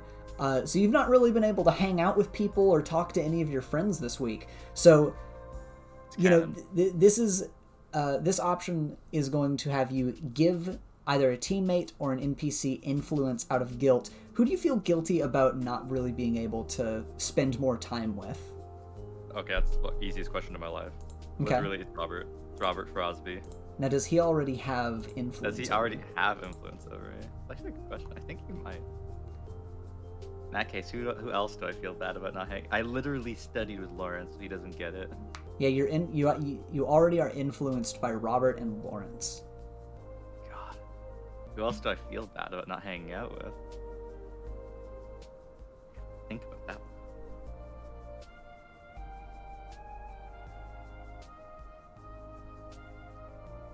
Yeah, probably Echo. Okay. Alright, then you're thinking back and That you're one like, as much as Echo can be and make things a little difficult sometimes, you feel kind of guilty because, he's very personable. He's kind of like, him and Joe both kind of act like hearts for the group. And you feel a little bad not being able to hang out. But as the week ends and you feel this little bit of guilt, you at least feel good about the fact that overall your grades were passable. So that's better than nothing. Okay. Ethan. Yeah? Did anyone fucking bomb? Because I didn't actually check the end of the session. Did anyone full? Yes, there are people that bombed. Let me show you. This will be some fun knowledge for everyone. Let me see here. Let me just really quickly go to Ramface Productions. Real fast. No. I can give you some. Okay, info you can tell here. me. Yeah, Okay, I'll watch it later. I'm opening. 'Cause I want to see the reactions to these rolls. Yeah, Let's that's see gonna be here. funny. I'm gonna open up, and I'm actually gonna let you know who, everybody who bombed. There's not just one. Let's. Oh no. Okay. So after all of the tests are done, you guys have some free time in order to, talk amongst yourselves about, like, how different people did on the tests. And, there were a lot of subjects, and people did people had varying scores on all of the tests. But you know that out of talking to all of your friends, it seems like Alex bombed the hardest. Which is really unfortunate, because you know that Alex is, she's studious.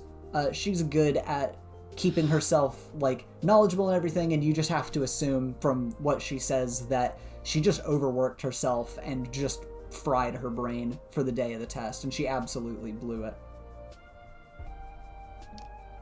That is unlucky. Unlucky. As for everyone else, it seems like there are a lot of people that did fairly well. Other people that scored about the same as you would be like Lawrence, Aiden, Triffany, they're just some... Oh, and Evan and Joe as well. Kind of scored, like, okay, and it seems like everybody else in the class did pretty well. Nice.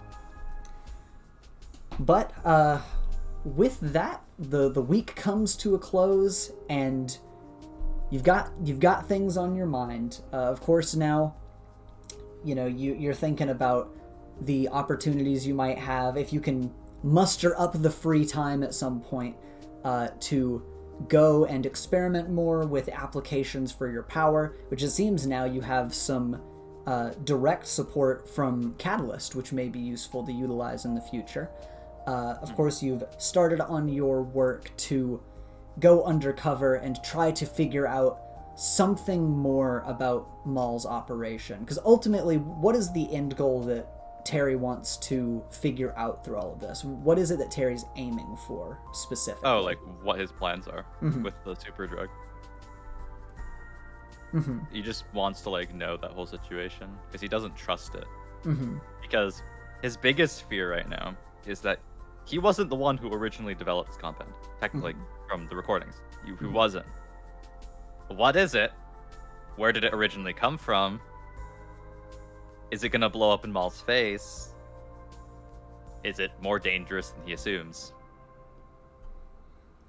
You gotta Stuff like that. Find out more of that information. And of course, like you were talking with Foresight about, that now that it's just spreading around and more chaotic things are happening every day, you gotta, if you're gonna stop all of that from happening, you gotta stop the source from happening. But Yeah, I gotta cut the source off. But the big question about that is, well, where even is the source? So a lot of that sits on your mind. But, of course, with all of these tests going by and with more things coming up in the future, the leaderboard adjusts and will adjust again, and scores keep changing. And how does Terry feel about the leaderboard? Because Terry's been towards the bottom so far, but as you score on things, it seems like you've got the potential to move further up. Let's go, Nelson. Let's go, Nelson. Hoping Nelson gets to be Team number Nelson. one. Team Nelson. Those are my thoughts. Terry's thoughts? He doesn't, like, he feels kind of bad that he's, like, second from the bottom, but, like, he doesn't really view it with, like, giga importance. Like, his thoughts are very internal. Like, I have things I'm doing. They're way more important than a leaderboard, but it would be nice if I went up there, but it's not his priority. Okay. It's good to know. Well, let's go, Nelson. Nelson, come on, my main man. You can get to number one. I believe in you. You just have to all you have to do is topple Gabe. That's it. Topple Gabe. Easy as hell. He's cringe. But topple him. The week comes to a close, and with all of the tests behind you, it is time for our end of session move. I say move singular because we've only got you. Me. Out of all of the stuff that happened this week, do you feel that you've grown closer to anyone, grown into your image of yourself, or grown away from the team? Well, he hasn't grown away from the team. Weirdly, he should have, but he hasn't. it like I guess like not being there to do the puzzles would consider, but he doesn't feel bad about missing that. He's like, oh, thank God I didn't have to do a crossword. Like in his mind, he's like, I didn't have to like I don't know, like make like a shadow puzzle. He doesn't really know what happened. Like, they'd tell him, but like he doesn't feel bad for missing that. He's kind of weirded out by the fact there's this weird person who can teleport and phase shift around the campus who makes puzzles for people. Yeah. But he doesn't exactly feel bad about missing that. He didn't really grow into an image of himself because in his mind he hasn't done anything yet. Like this is very like preparatory phase to do something. If he finishes this, then he's like, hey, I did something good. Good job. What was the last one? Grow closer to the team. Also, not really though. But I think he is growing to like an image of himself where he is doing like something only he can do. Yeah, you're getting into like, you know, since you have experience with like villains and, you know, kind of the criminal syndicates of Terminal City, it's like, okay, I know that this is the kind of work that, you know, only I can do, and it's gonna serve some kind of use. I'm gonna make sure it does. So what label would you shift up, and which one would you shift down, do you think? And why do you think that? That's a good question. Danger could be a good one to shift up, but that one's already at max. I think if anything, he'd shift up Superior. Okay. And he'd take down either Mundane or Savior. Yeah, because you're assessing the situation and kind of taking this from an angle similar to like Foresight, since you're working with one of the brightest people in the world to try to take down whatever this all was up to. Yeah. Also, like, it's provoke someone, and he's like really getting powers. He is already a dangerous person. So danger's fine where it is. But like, he's not. Yeah. So Mundane down 1, and then Superior with like a 1. Okay. Yes. Now I have +1 in Superior. All my plans are coming together. Now I can roll a 4 instead of a 3 when I fail Superior roll. Oh God. Well, at least you get enough there. Yes, that's true. All right. Well. But all in all, he's doing things only he can do, and he totally doesn't have plans to drag his friends into this. No, definitely not. So that'll be that. But for now, that we're good for this. Terry, you can go to sleep, sweet prince, for a job well done, a good day well done. Give yourself a round of applause. Actually, sorry, Kai, I gotta move past you for a second. Kai number 2, what do you think about this? Oh no. I don't really hear my hope voice. nothing goes wrong. Terrifying. Oh no, he's wrong. He's actually just wrong. That's not even cap. He's actually just incorrect. Oh God.